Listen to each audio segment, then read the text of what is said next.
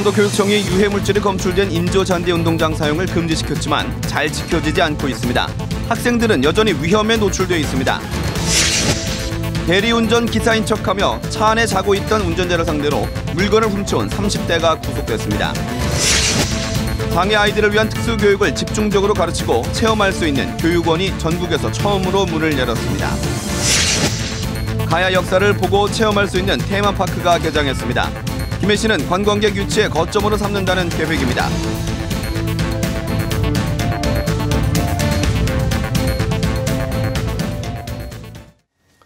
안녕하십니까. 이어서 경남 소식입니다. 발암물질 등 유해 증금속이 다량으로 검출된 인조잔디 운동장에서 수년 동안 아이들이 뛰어놀았다고 생각하면 어떠신가요? 교육청이 문제가 되는 운동장의 사용을 금지시켰지만 잘 지켜지지 않고 있습니다. 보도에 손은혁 기자입니다. 고등학교 체육 수업 시간, 학생들이 인조잔디 운동장에서 축구를 합니다. 유해물질이 기준치를 초과해 도교육청이 사용을 금지시켰지만 학교는 대체 공간이 없다는 입장입니다. 육체적인 그런 활동 성장, 이게 굉장히 중요한데 그걸 사용하지 못하게 되면 그 활동을 좀 해야 되니까 그게 참 어려운 점이죠. 유해물질이 기준치를 초과한 이 학교에서도 학부모 동의를 받았다며 축구부가 훈련을 이어가고 있습니다. 경남에서 유해물질이 기준치를 초과한 학교 20곳 가운데 축구부가 있는 학교는 6곳, 이 중에 5개 학교가 계속해서 운동장을 쓰고 있습니다. 일반 학생들도 체육 수업만 하지 않을 뿐 운동장에서 놀기도 하고 주말이나 방과 후에 운동장 이용이 잘 통제되지 않습니다.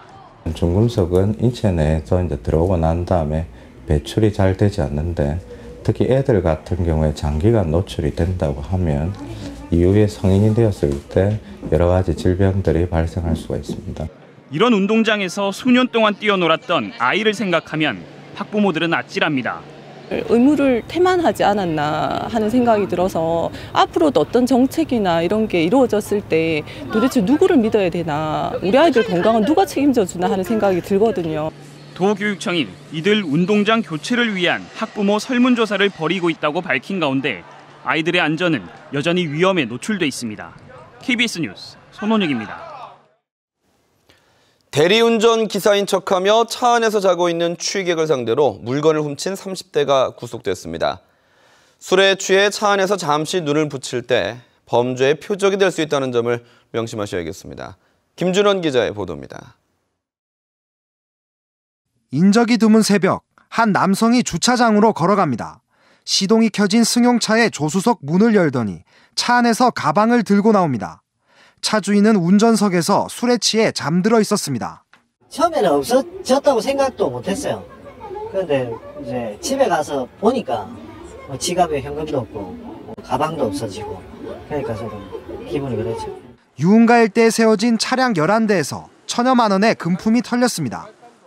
술에 취한 피해자들은 문을 잠그지 않고 차 안에서 잠을 자거나 대리기사를 기다리고 있다가 절도범의 표적이 됐습니다. 차 주인이 잠에서 깨어나 들키면 차량을 잘못 찾은 대리운전 기사인 척 달아났습니다.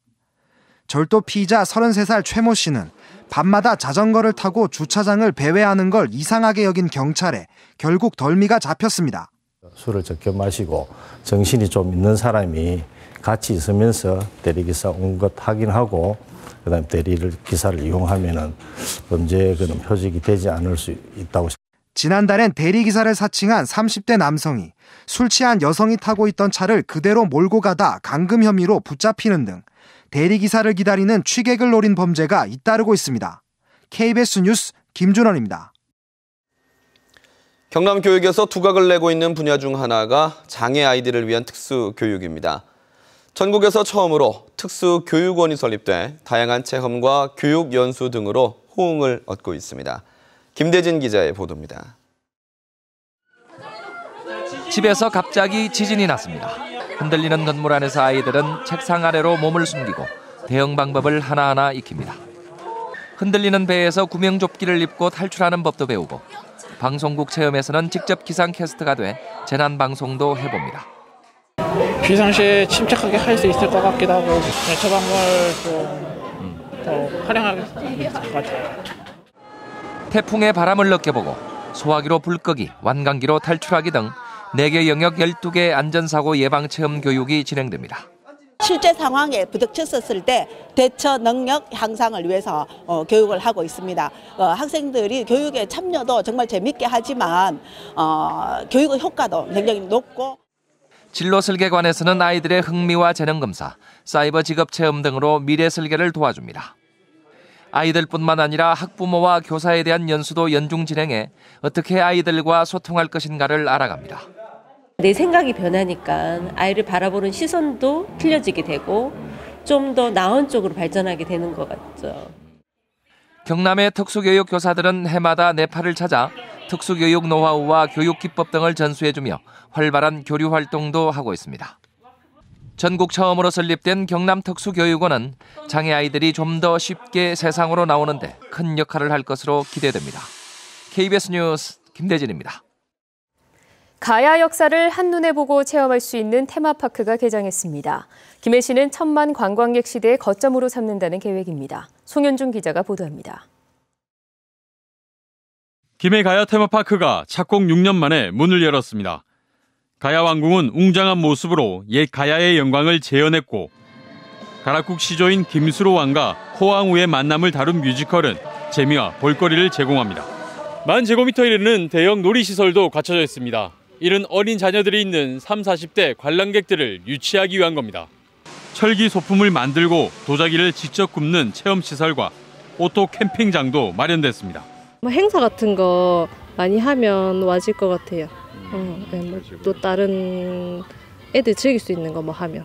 김해시는 가야 테마파크를 봉하마을과 수로왕릉, 천문대 등과 연계해 천만 관광 시대를 여는 거점으로 삼기로 했습니다.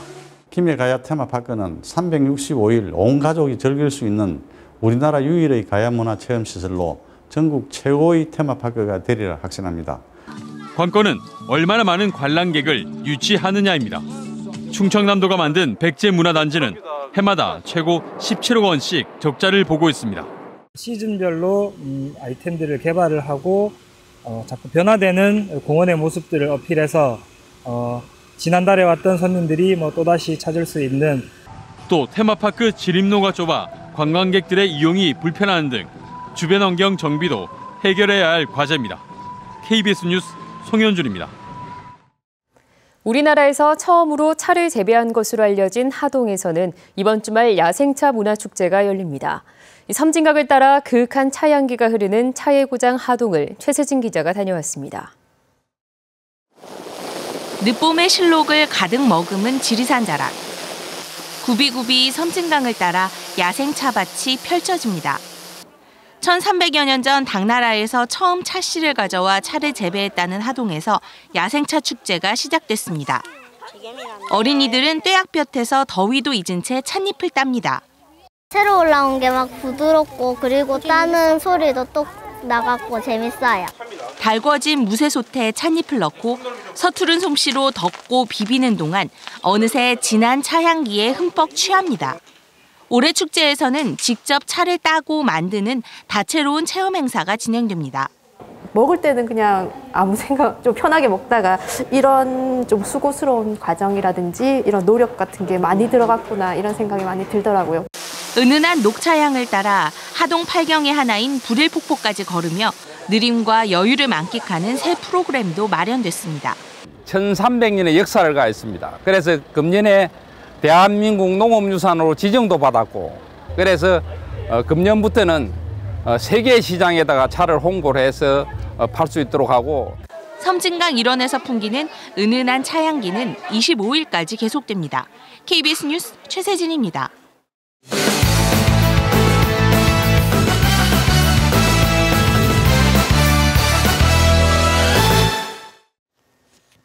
주요 단신입니다. 검찰이 홍준표 경남지사를 정치자금법 위반 혐의로 불구속 기소하기로 한 가운데 홍 지사는 끝까지 내 명예는 내가 지킨다는 입장을 전했습니다. 홍준표 지사는 오늘 자신의 사회관계망 서비스를 통해 고향을 떠났던 지난 50년 동안 한 번도 순탄한 인생을 살아보지 못했고 하늘은 사람이 감당할 수 없는 시련은 주지 않는다며 이 같은 심경을 밝혔습니다.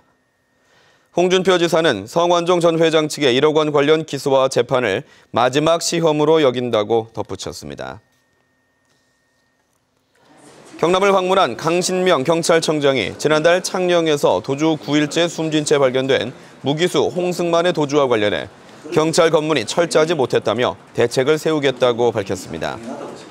오늘 김해 서부경찰서를 방문한 강신명 청장은 또 지난해 밀양 송전탑 행정 대집행과 관련해 시민들이 겪은 아픔에 대해 안타깝게 생각한다며 불법 행위가 없는 한 공권력을 과도하게 행사하는 일은 없을 것이라고 말했습니다.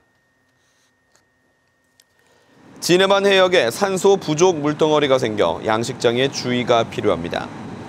국립수산과학원은 진해만 안쪽 명주만과 원문만 입구, 고현만 입구에 수심 1m 깊이에서 물 1리터에 용존산소가 2mg 안팎으로 관측됐다고 밝혔습니다.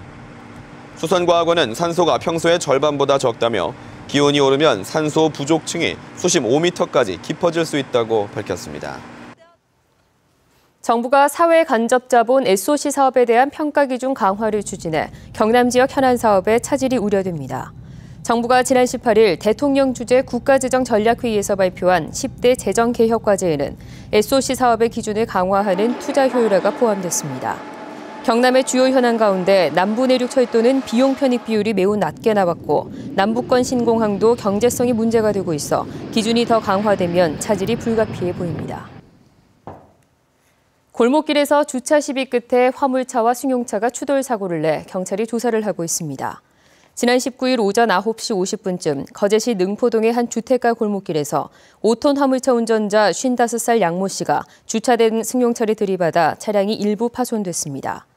경찰은 화물차 양 씨가 좁은 골목길에서 주차된 승용차 때문에 이동을 하지 못하자 승용차 운전자 김모 씨와 시비를 벌인 끝에 들이받은 것으로 보고 있습니다.